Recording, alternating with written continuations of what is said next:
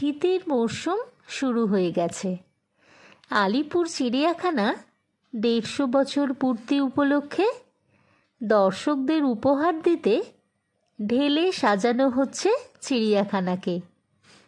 প্রতি বছরই শীতের মরশুমে ভিড় উপচে পড়ে চিড়িয়াখানায়।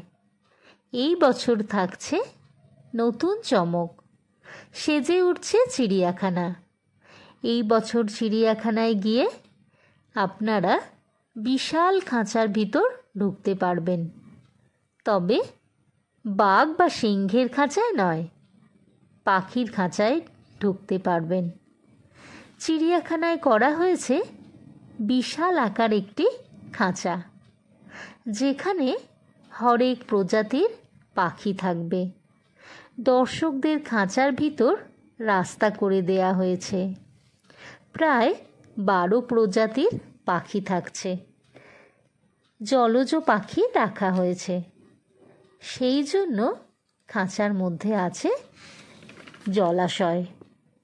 খাঁচার ভিতর থাকছে চেয়ারের ব্যবস্থা, যেখানে অনেক হাঁটাহাঁটি ঘোরাঘুরির পর একটু বিশ্রাম নিতে পারবেন। পাখিদের সাথে সেলফি ও ছবি তুলতে পারবেন। তাছাড়াও থাকছে শিলিগুড়ি বেঙ্গল সাফারি থেকে আসছে একটি লেপার্ড ক্যাট।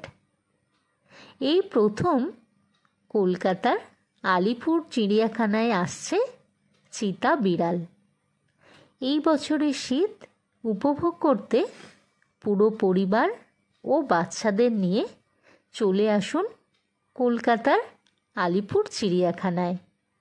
শীতের রোদ গায়ে মেখে হই হই করে দিনটি কাটান।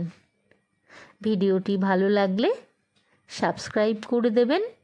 সবাই ভালো থাকবেন, শরীরের যত্ন নেবেন। দেখা হবে পরের একটি ভিডিওয়।